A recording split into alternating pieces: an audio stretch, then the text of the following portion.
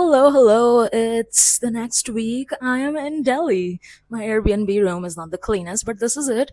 It's pretty spacious. I have been using the dresser as my workstation, and I think it hasn't been a fun week. Why am I lying just for views? I have mostly just been in this room, and yeah, I've mostly just been in this room, so it's a good change of scenery. But I think if I really want to enjoy Delhi and the perks of it, I'm gonna need more than just one weekend. And for that, I have decided if I should just start doing some apartment viewing while I'm here. There's no way for me to know what my budget is because I still haven't gotten paid for some reason. Our payment has been delayed. So I still need to scope out how much money I make at this new job after the tax cut and blah blah blah. And I think until then, it would still be beneficial if I go around and look for some flats in South Delhi because A, there's more to do here. B, it's really hard to be embarking on a new venture and a difficult new situation if you are around people who think it's useless to be doing this and a woman's only destiny is to be skinny and married. So I think it would be initially I used to think I'll move out of my parents' house once I pass probation, but now it's starting to feel like I will pass probation if I move out of my parents' house sooner. Let's see how it goes.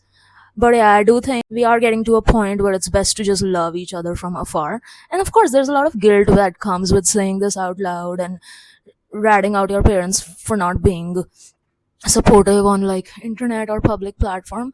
But I wanted to, if I were going to do this YouTube channel again for real, I wanted to be as transparent and as relatable older cis person as I could be, and for that to be my brand. So I really wanted to share what my actual situation is instead of just showing a montage of me going to malls and coffee shops and rainbows and sunshine and everything is hunky dory. So yeah, let's see if I move out or if I plan to stay for another weeks.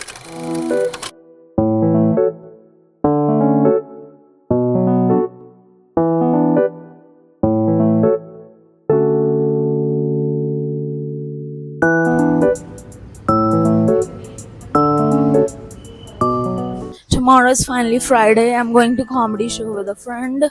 I did try to force myself to meet people like men, like dates, but I had such a poor experience on Sunday. So I don't know if I'm going to continue dating because I think I'm coming from a place of again scarcity mindset wherein I'm like a contradiction to my previous video wherein I'm like jaldi karo ab dhoond fatafat, and that is leading to attracting some bad matches. I think that's my theory. I'm gonna put a pause on going on dates. I will go on friend dates, but someone has to make a really good case for themselves, and I'm not going to meet someone without thorough do I like them or not like them, because one wasted evening is, I don't know, 2000 rupees, because that's how this Airbnb costs. And I was pretty mad when I wasted that one Sunday I could have possibly enjoyed before the work week started. Basically, I went out with someone who was really good on paper, has a good job, was also making witty banter conversations over chat, but then went completely mute in person, and I had to carry the conversation on my back, and my back still hurts. And on top of that, he didn't even take any ownership of the fact that that was the reason date went wrong. He just got mad at me for not giving him a second date or not being interested in him or not communicating that to him, and getting a lecture about communication for someone who was literally mute or giving one word answers while we were meeting in person was rich. And but yeah, it a little bit reminded me of my old days. I used to be really shy when I was in US, like Missouri. I'm pretty sure it was very frustrating for any men who were trying to proposition me at that time, because I was also quite mute. And then if they didn't return my non-verbal advances, which was just eye contact, I also used to get mad by the rejection wound. But I was 20 then, and this guy is 27 or something. So you should have communication skills by now. Anyways, I'm not gonna sour my mood anymore by meeting men who I'm not vetting properly. But we'll go watch the movie Obsession, I think, at some point. And then I think on Tuesday I'll be back. So let's see how much of what I get said I would get done, I actually get done in a few.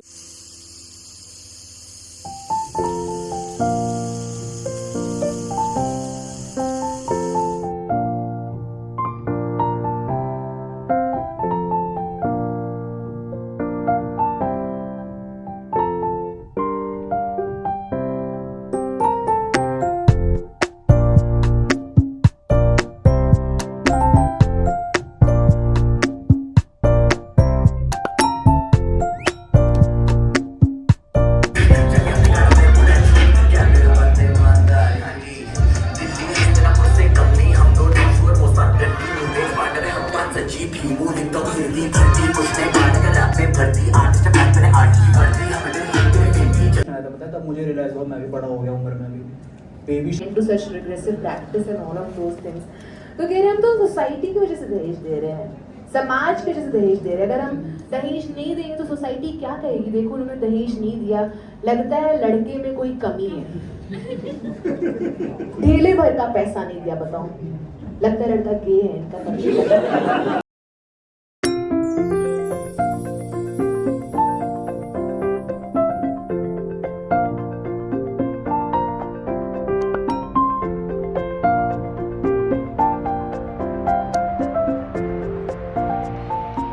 Alright, after that really fun comedy show and catching up with my friend, I of course was gonna do a mall stroll. I had a list and I already broke one of my rules by going to random stores. Fab India was on my list and it was nice to see this embroidery woman montage.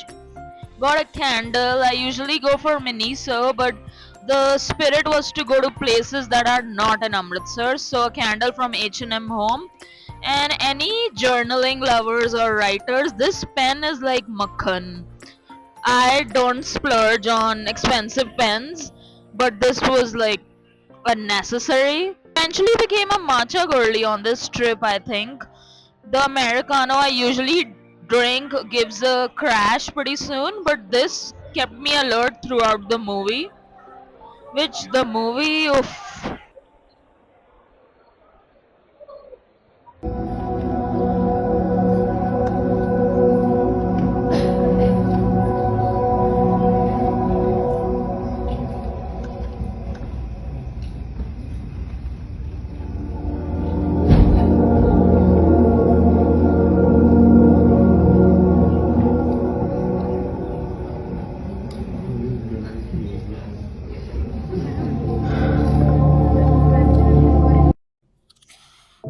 What a movie. Much needed painting and trash TV time after that one. But it was fun. I feel like it's a holy month of horror.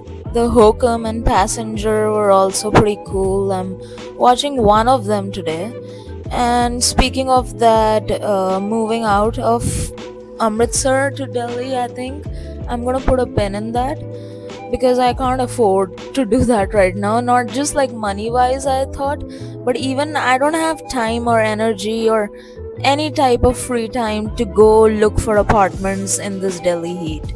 Like, even if it wasn't hot, the kind of work pressure I have, all I can afford is walking around leisurely in a mall, doing Zomato delivery, and relaxing and watching a show and doing painting or watching horror movies in theaters. That's all I have time for. I think I will revisit that idea once it gets cooler, may even revisit that idea in the form of moving elsewhere. I went to Gurgaon for Gursimran Khama's show, which will come after this time lapse of me just doing painting and talking to you all. So yeah, after going there, I felt the crowd was slightly better in Gurgaon than Delhi. And then a lot of people have suggested me Mumbai also. Like, I have a best friend from Bombay and she's like, Stuti, you would love Mumbai. Like, the kind of chosen family you speak of, you want to find. I think it's possible in Mumbai. And yeah.